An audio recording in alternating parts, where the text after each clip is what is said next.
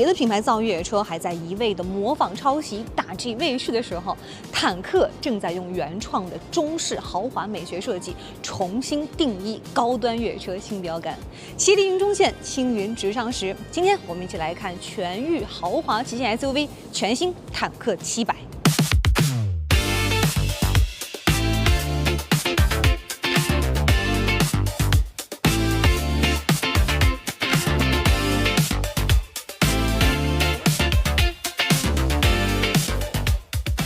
这一次啊，全新坦克700把中国傳統的瑞獸麒麟形象融入到了整車設計當中。看到車頭，我覺得最具有代表性的就是車燈了啊！它的這個車大燈採用的是這種旋轉開啟式的機械結構，每一次你拿着車鑰匙緩緩靠近你的愛車的時候，它這個大燈就會轉着這麼打開，是不是非常的炫酷有儀式感？一看就能夠感覺出來這個車主人是多麼有身份的存在。那除了顏值之外，這個大燈它的實力也是非常可觀的啊，足足有32項專利技術加持。拿一個數据來看吧，它的遠光最大照射距离也達到了260米。作為參考，大家熟知的奔馳 G500啊，這一項數值是158米。所以有了這個大燈之後，咱們夜間行車能夠看得更遠、更清楚。越野老炮們如果喜歡去走那種沙漠夜穿路線的話，有了這個大燈，當然也能夠看得更加安全啊，更加清楚了。跟燈光相關的還有一個位置的設計是非常非常有意思的。大家能夠看到啊，在這台車靠近車肩，也就是激光雷達兩側的這個位置，各有一條小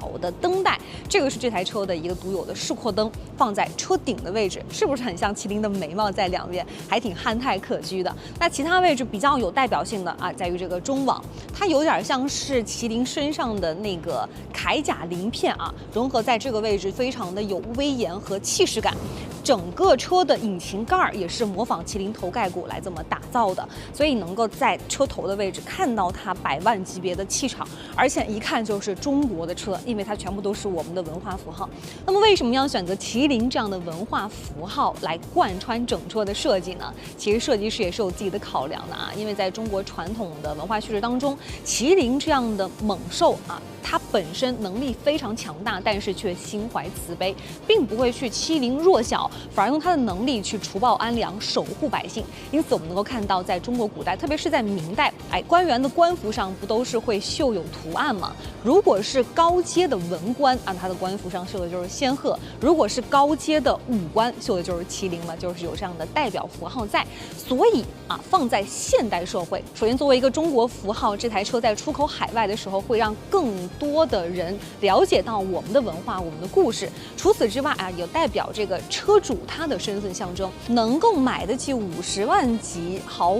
華硬派所謂的車主，那本身肯定是很有實力的。但是我們強大卻並不高調，低調、溫和、謙潤、有禮，目標堅定，步履清晰，這才是大家風範。來到車側，大家能夠更加直觀地感受到全新坦克700的氣場啊！它的車長超過了5.1米，車高接近2米，所以能夠看到我站在旁邊，哇塞，完全有一種小鳥依人的感覺，真的很有安全感。那這麼高大的一個身材，當然得配一個符合氣場的輪胎了，所以它的輪毂尺寸啊達到了22英寸，用的是米其林的精英胎，這個跟它可乘可野的屬性也是比較匹配的，因為我們今天實拍的是一台 HiFo Z 的車型。那還有一點是大家非常關注的啊，就是這台車現在有沒有空氣懸架？其實是這樣的，之前老款的坦克700車主基本上選擇的都是最高配的版本，也就是說帶空氣懸架的版本。但是實際使用的時候有個問題，就是空懸在應對硬派越野路況的時候確實容易壞。因此現在這台車它全系的空懸都是可以選裝的。如果說我們主要是在城市通勤去使用，基本上很少去走那種硬核的越野路線啊，那你選個空懸當然是沒毛病的了。升高之後不僅姿態更加的挺拔，而且我們平時要拿個東西啊也是非常方便的。如果說我們就是要去和沙啊玩泥，去把這台車真正的實力給它發揮出來，那就別選了，沒必要啊。我們選一個 HiFo T 的車型，然後呢不帶空氣懸架，你就可以玩得更加的盡興，沒有後顧之憂。經常開大 G 開衛士的朋友應該知道啊，像這樣尺寸偏大的硬派 SUV，你跑高速的時候，速度起來之後前排還好一些，後排那真的是非常非常嘈雜啊，因为这樣的車外觀設計注定它這個後玻璃這一塊你會有更多的噪音侵擾。那為了更好解決這個問題，大家能夠看到現在700在車頂上放了一個大尾翼啊，這個尾翼的作用主要是為了消除噪音的，能夠把這個空氣更好的分流，免得它這個噪音集中的去攻擊你車後排這個位置。所以有數據表明啊，這台車現在這個後排的噪音是有了顯著降低的。那具體到底表現怎麼樣？等到動態試駕的時候，我們再好好給大家感受一下。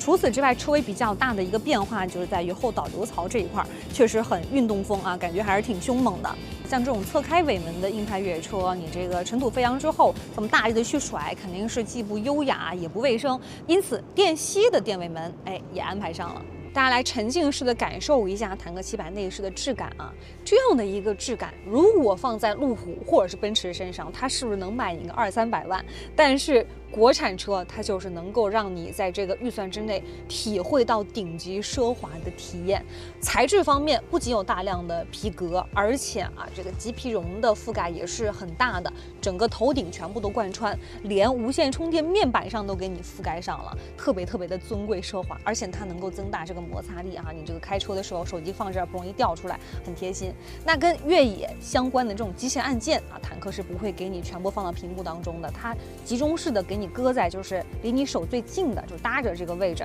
我們一鍵就可以進行操作。這個才是真的懂越野玩越野的人才會這麼幹的。如果啊你這個機械按鍵要全擱在屏幕當中，這真越野的時候遇到事兒了，一層一層找，那你麻煩要死。所以這台車還是保留了它硬派越野車該有的這種粗糙粗獷的感覺。後方2個杯架，這個杯架是可以升降的啊。你要是願意放水，給它摁下去；如果說平時我不喝水，你就給它升起來，既美觀又防塵。在後方這個位置摁開是一個6升的冷暖箱，它這個是帶有冷凍功能的啊。你這個玩越野去玩沙的時候，假設這個茫茫烈日之下，你就可以跟家裡人在這兒非常愜意的吃根冰棍兒，那感覺絕對這普拉多的車主都得羨慕死你。以前我們都說啊，這好車得給你配一塊好表吧，咱們這車上也有表，不過是電子的。能夠看到啊，這2排這個視界按鍵中間這個位置專門是用來放個表的。你這表如果說看這樣式不滿意，還可以滑動，給它切一個感覺，這是不是明顯就商務多了？